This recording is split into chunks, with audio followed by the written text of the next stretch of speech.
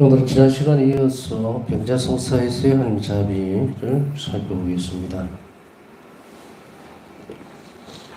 지난 시간에 병고를 없애지 않고 대신에 구원에 부과된 일면을 질병에 부여를 하셨고, 그리고 병자들은 신앙 안에서 보면 세상의 구원을 위하여 고통받으시는 그리스도의 모습의 표지다라고 같이 했습니다.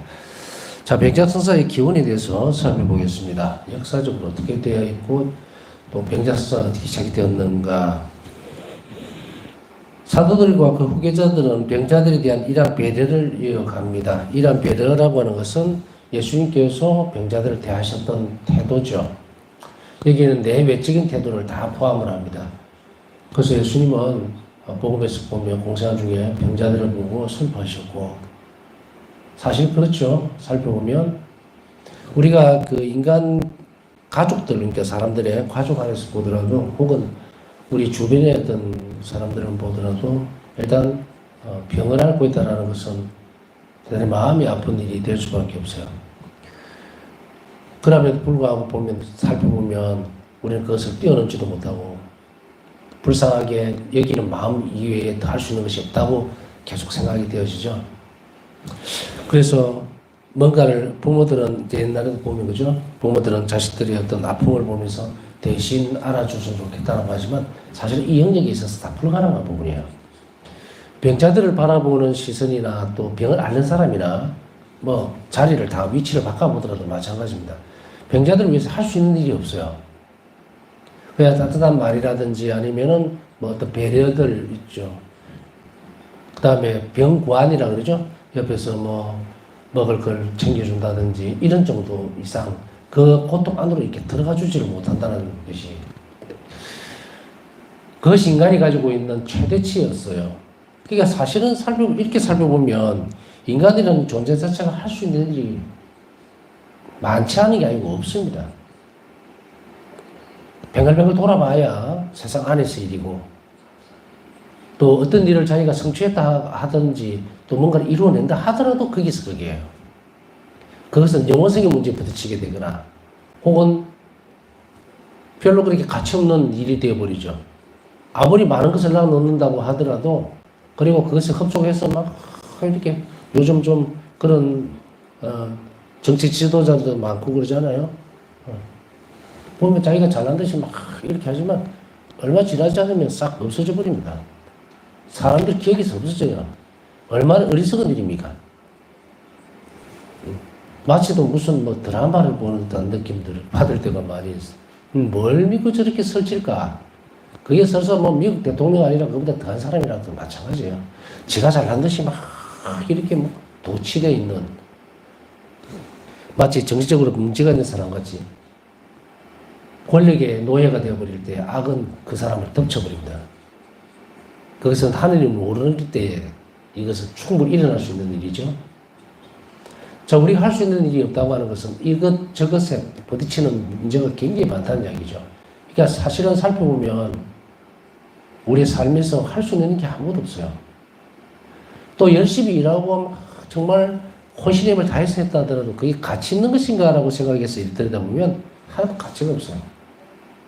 그래서 우리가 자비신심을 열심히 따라가야 되는 유일하진 않지만 그래도 그 중요한 이유 중에 하나가 뭘까? 핵심적인 부분이에요. 바로 사도는 말씀하고 계시지만 우리 삶에 있어서 가치가 있는 것은 하나님의 사랑에 대한 반사적인 일밖에 아무것도 없다. 이 말은 역으로 얘기하면 가치를 주는 것은, 의미를 주는 것은 하나님께 대한 사랑, 그것밖에 없다는 거예요. 그래서 하나님에 대한 사랑에서 나오는 것 외에는 아무것도 가치가 없어요. 왜냐하면 영원성이라는 것이 없기 때문에. 그래서 전에도 한번 그 말씀 드렸죠. 착한 일과 선한 일을 구별하라고. 착한 일은 영원함이 깃들어 있는 부분이 아니에요. 하느님 우리가 착하다고 얘기합니까? 감히? 아니요. 선하신 분이에요. 그래서 선은 하나님 속성이죠. 그렇기 때문에 하나님 닮을 수 있고 가치가 가려 있기 때문에 옮겨올 수 있는 거거든요. 그래서 선한 일을 하라는 거예요. 선한 일의 반론은 사랑이거든요. 하나님께 대한 사랑. 착한 일은 하나님께 대한 사랑이 아니라도 합니다. 여러분들 그 뉴스나 이런 데 보면, 사회적으로 보면 악한 일들도 많이 벌어지고 있지만 참 보이지 않는 곳에서 착한 일 많이 해요. 그게 무슨 뭐 어떤 연예인들이 됐든 누가 됐든 간에 아니면 이런 뭐 우리가 다 뉴스에 안 나온다고 해서 방송에 안 나온다고 해서 그런 사람이 없는 거 아니에요. 정말 보이지 않는 구석구석에서 그런 착한 일을 하는 사람들이 있어요. 그러나 그 착한 일이에요. 그것이 다음 가치, 영원한 생명에 대한 가치를 주지 않는다 이렇게 보면 되거든요. 자, 다시 병자성사로 돌아가면 병자를 바라다 보는 우리의 시선은 안타까움이나 배려의 이상을 뛰어넘을 수가 없습니다.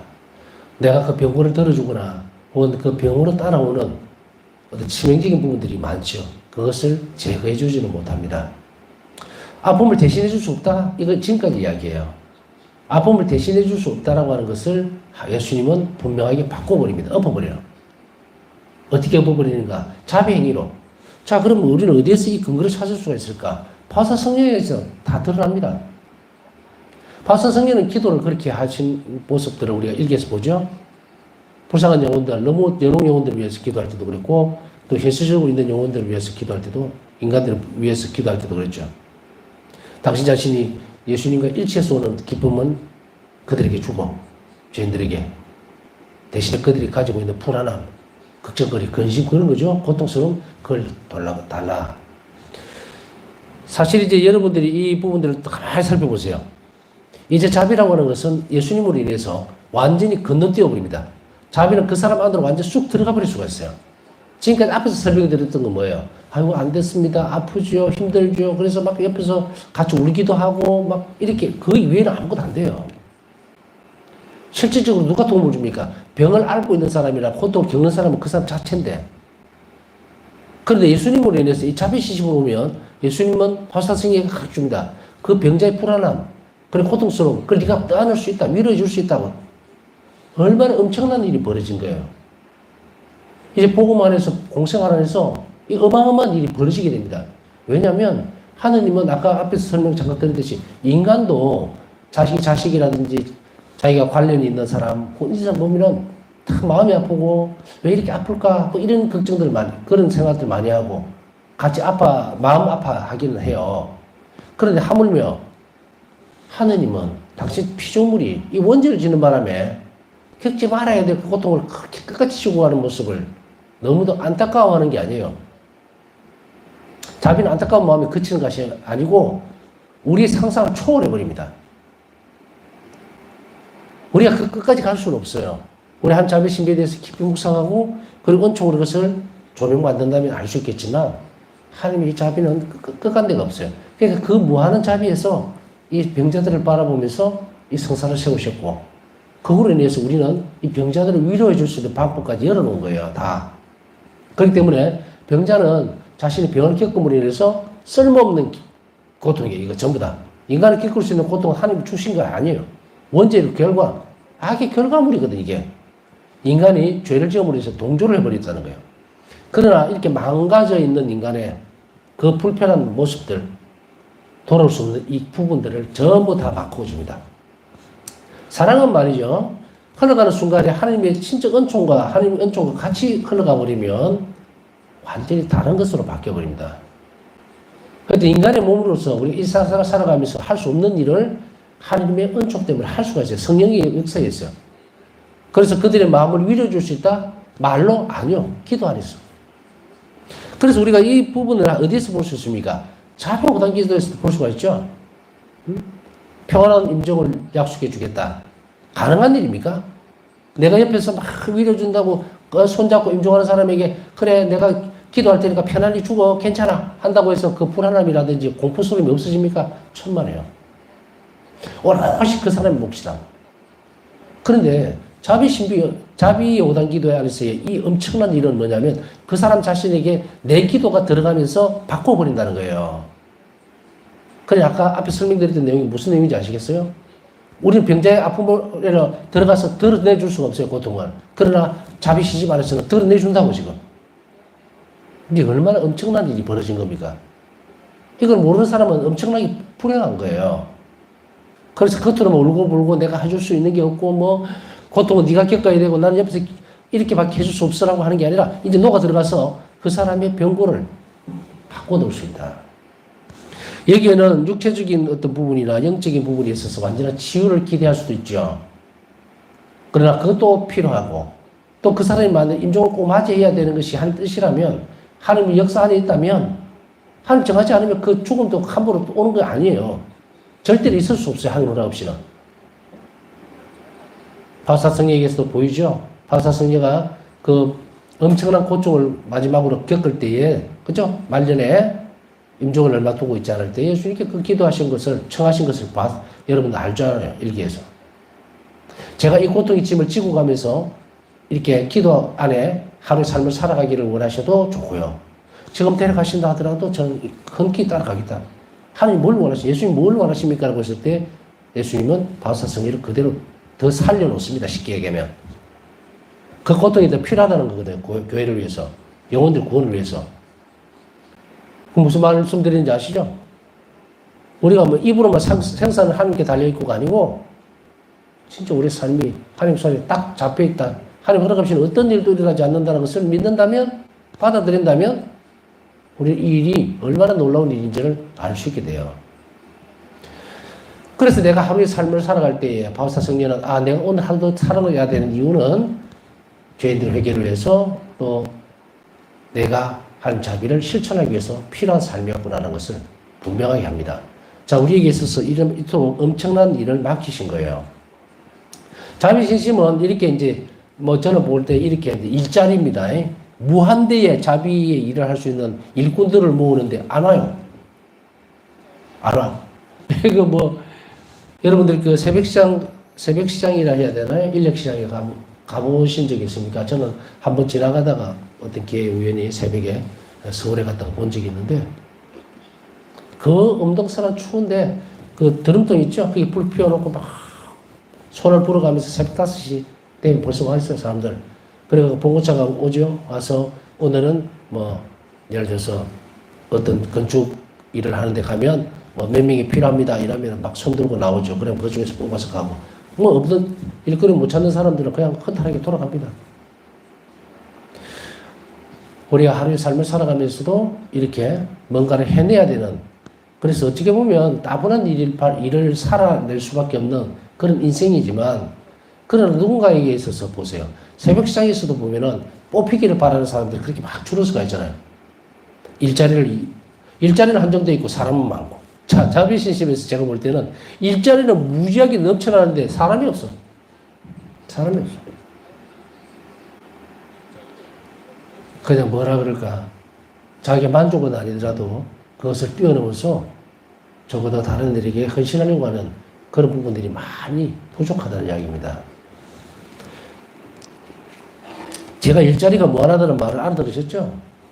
하나님 자비가 그만큼 필요한데 세상에 그 일을 하려고 하는 사람이 없다는 이야기예요. 자, 이제 우리는 이것을 한 번 더 깨닫고, 깨닫는 게 받아들이고, 그리고 이 일이 얼마나 나에게 귀중한 기회를 주는 것인가. 내가 오늘 들었으니, 그러니까 내가 이 사실을 알게 됐으니 이제 나에게 있어서는 삶의 방향이 완전히 바뀌어져야 됩니다. 여러분 중에서도 많은 사람들이 병자를 돌보고 있는 줄 알고 있어요. 병자도 돌보고 옆에서 하지만 아무 일도 안 하면서 입으로만 뭐라만 아무 도움이 안 됩니다. 병자들에게. 아까 얘기했잖아요. 그 안으로 못 들어간다고. 그럼 자비신심 배우는 이유는 녹여내야 되는데, 그냥 옆에서 보면서 이 자비신심 배우는 것이나 배우지 않았던 때나 똑같은 태도로 그 일관해버린다면 무슨 소용이 있느냐는 이야기예요. 내가 그들을 위해서 무엇을 희생할 것인지, 무엇을 드러내야 될 것인지 끊임없이 하지 않고 이거 해주세요, 저거 해주세요, 뭐 이렇게 해주세요. 그러다고 병자들이 낫느냐 말이야. 병자들의 선익을 위해서는 내가 무엇을 해야 될 것인지 고민해야 돼요. 기도가 큰 몫을 차지하지만, 그러나 여러분들이 가지고 있는 그 병자들에 대한 마음만큼은 굉장히 예수님이 마음에 덜 하실 거예요. 그러나 그것이 결실을 내야 되잖아요.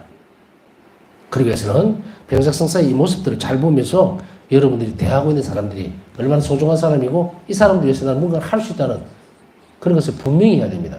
그냥 넉넉고 나는 뭐 무기력하게 어쩔 수 없어. 예수님께 기도는 하지만은 뭐 어떻게 되겠지. 절대로 안 된다. 이미 20년 전에 예수님은 이미 일을 하신 거예요.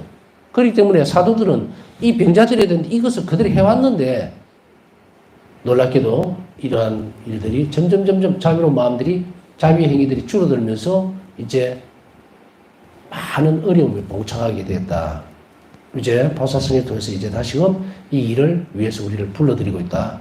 많은 사람들을, 동참할 사람들을 부르고 있는 거예요. 자, 사도들은 전도여행을 하면서 질병과 여러 우환들을 치유했습니다.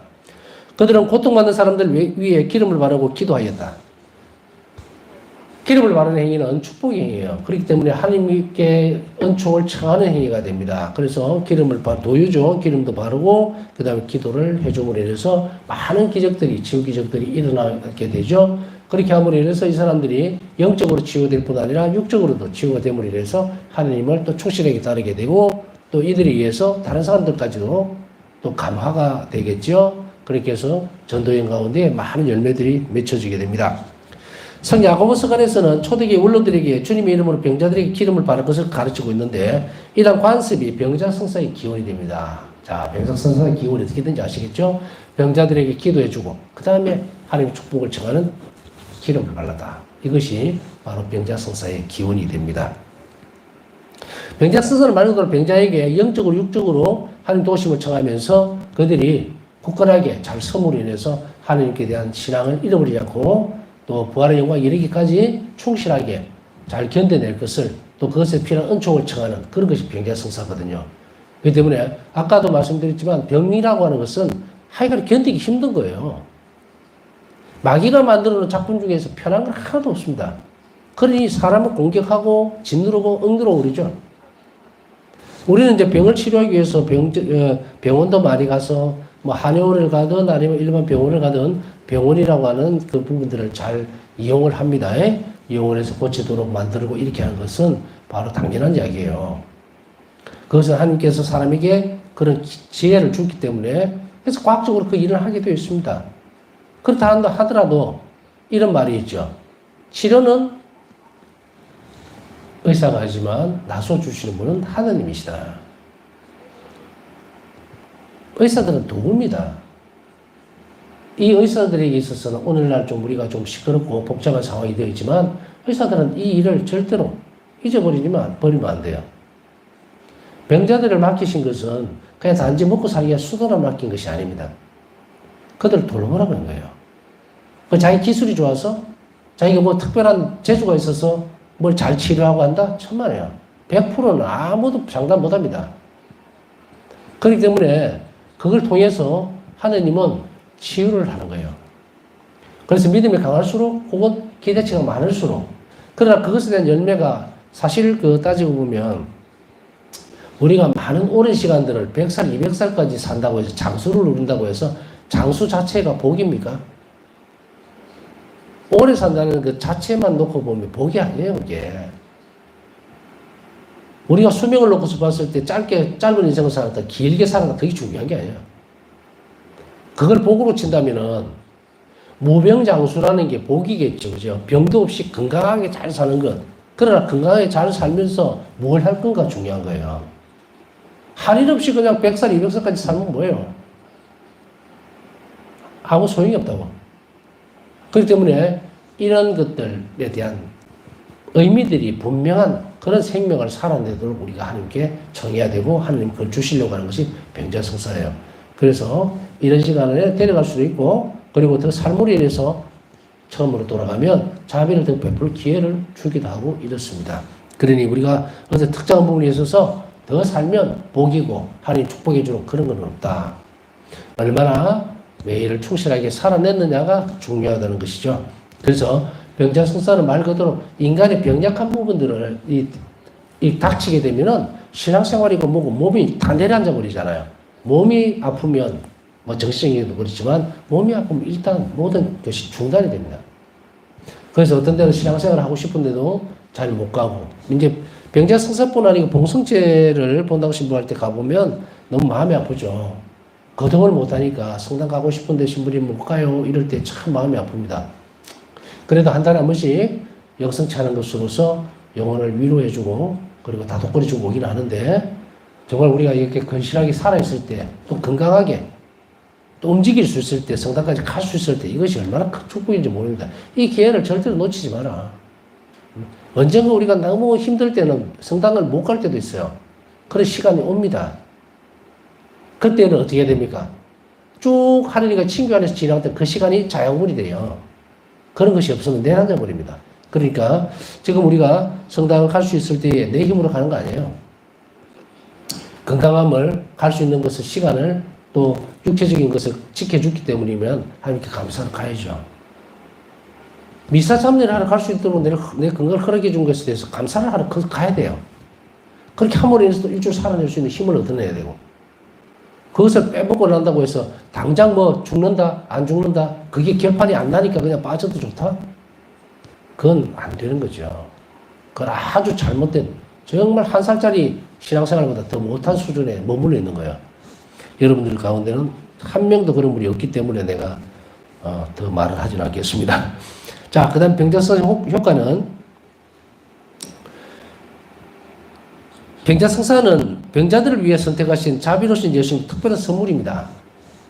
병자성사는 고통의 경감과 때때로 치유도 가져오지만 그리스도의 다른 모든 일처럼 무엇보다도 우선 그 영혼의 선익을 위함이다.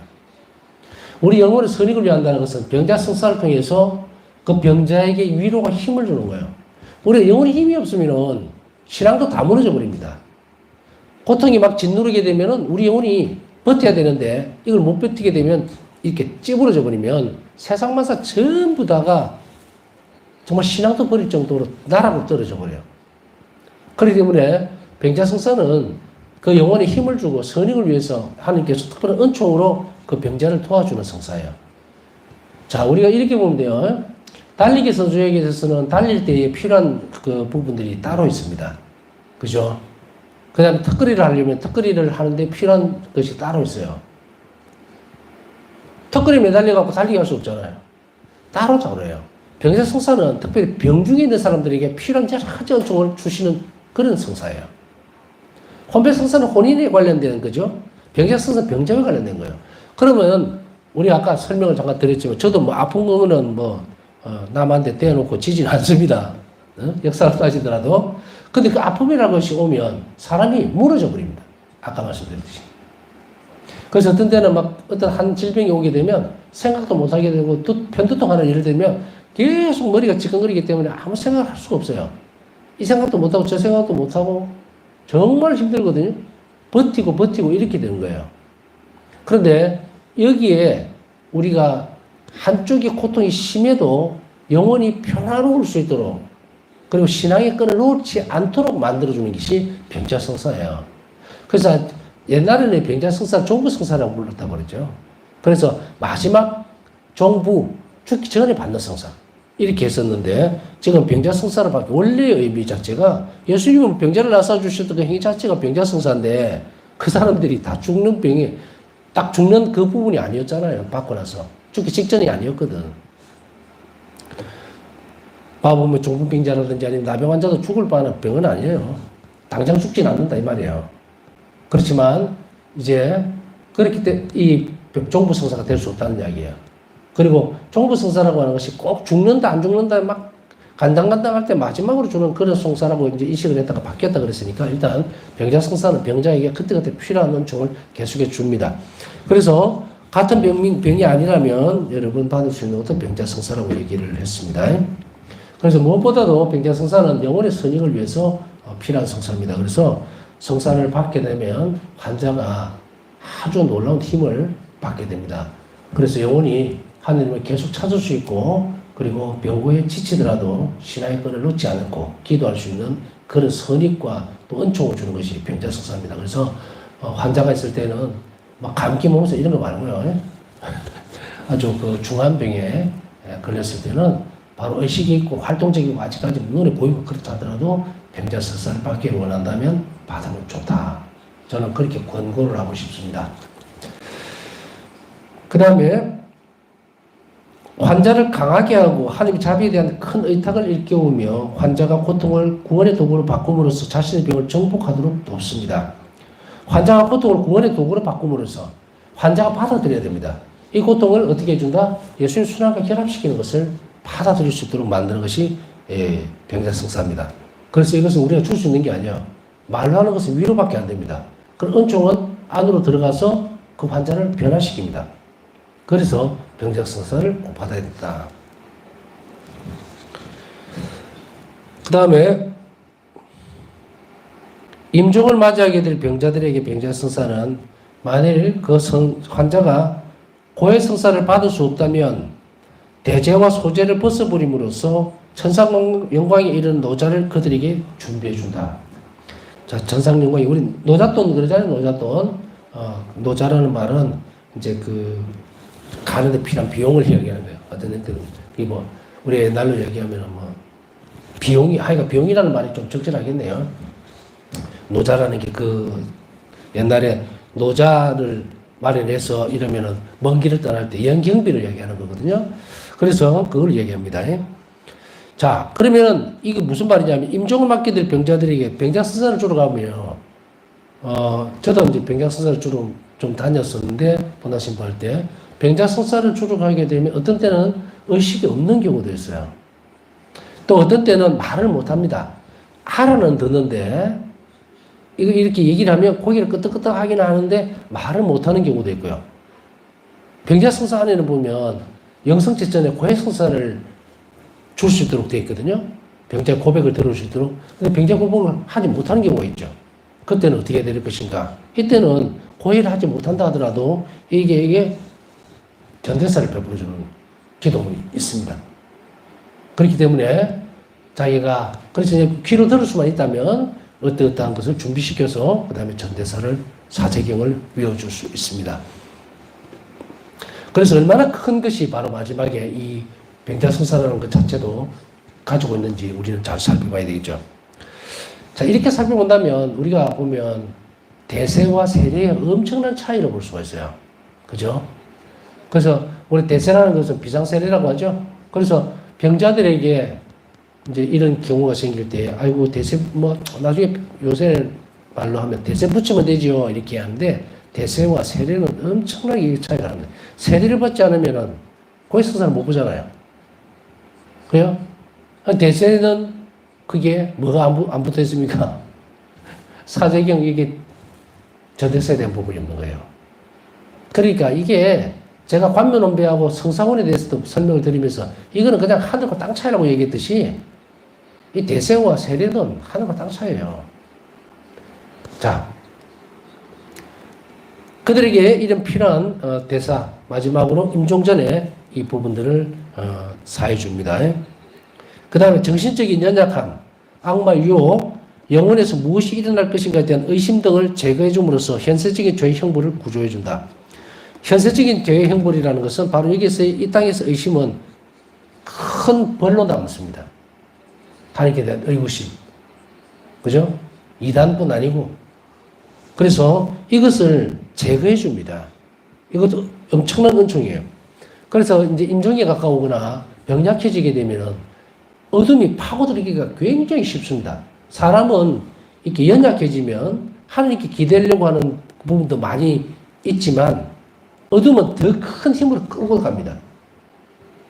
굉장히 큰 힘으로 들어요. 저는 이런 이야기를 하거든요.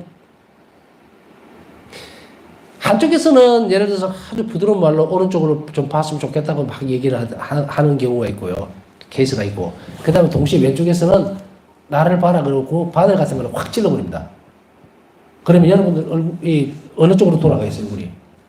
부드럽게 말하는 쪽을 이리 보겠습니까? 아니면 옆구리에 그냥 바늘을 확 찌르면서 나를 봐라고 찌를 때 이쪽으로 돌아가겠습니까? 당연히 그냥 확 찌르면 아! 하고 이리로 돌아가 버려요. 쉽게 표현하면 어둠은 악은 이렇게 우리에게 파고들어 버리는 거예요. 그러니까 이것이 고통과 같이 오기 때문에 하느님의 부드럽고 이 길을 몰입을 못해요. 이게 우리 몸이 가지고 있는 연약함입니다. 이거를 견뎌내면서 부드러운 하나님의 음성 그리고 하나님을 바라볼 수 있도록 만드는 것이 뭐다? 병자성사입니다. 그런 의미에서 보면 정신적으로 연약해진다든지 악마 유혹이라든지 영혼에서 무엇이 일어날 것인가에 대한 그래서 아이고 나 지금 아파 죽겠는데 죽었어 내가 뭘 생각해 이런 것들 있죠. 이것이 전부 어둠이 뿌려놓는 연약함이에요. 약함입니다. 영혼을 약화시키는 거예요. 그래서 여기서 지켜내고 또 건강하게 강건하게 만들어주는 것이 은총이 그 안에 같이 포함되어 있다. 그 다음 병자는 자신의 마음의 중심, 믿음, 그 준비에 따라 서로 다른 정도의 은총을 받을 수 있습니다. 이게 성사된 은총이죠. 그래서 여러분 주변에서 환자들을 간호할 때는, 간병할 때는 가능한 하나님에 대한 이야기를 많이 해주고, 그리고 기도도 많이 해주고, 성인들에 대해서도 얘기를 많이 해주고, 이렇게 함으로 인해서 그 준비를 잘 할 수 있다면 정도가, 은총을 받는 정도가 전부 다릅니다. 어떤 때는 병자 선서를 주러 가면요, 그냥 멍 때리고 있어요. 멍하니. 이거 안 됩니다. 그렇다고 하더라도 성사적 은총 외에 병자 성사에서 주는 은총은 분명히 사회적인 은총이기 때문에 주어집니다. 그러나 예수님께서 그 성사를 통해서 활발하게 활동해 줘야 되는데 이런 부분들이 약화돼요. 그때는 그러니까 신앙을 돋궈줄 수 있는, 돋아줄 수 있는 많은 얘기들, 특히 제가 뭐 권유하고 싶은 것은 자비기도를 같이 어쨌든 바친다든지 이렇게 해서 계속 북돋아주는 것이 굉장히 중요합니다. 그러면 환자는 의식이 있을 때 원칙적으로 고해성사 후에 병자성사를 받아야 합니다. 그러나 어떤 사람이 고해성사를 받을 수는 없으나 하나님과 화해할 선한 의향을 지닌다면 이럴 때 병자성사는 사죄까지도 용서를 합니다. 사죄까지, 죽을 죄까지도 전부 다 용서를 해준다니. 그래서 사죄경은 바로 전대사를 베푸는 거예요. 그래서 마지막으로 주는 성사라고 보고 이 병자성사에서는 그 부분까지도 외워줍니다. 그래서 아까 얘기했듯이 의식이 없다 하더라도 병자성사 끝에는 반드시 이 사죄경을 외워줌으로 인해서 그 병자의 의향을 충분히 이제 반영을 시키는 겁니다.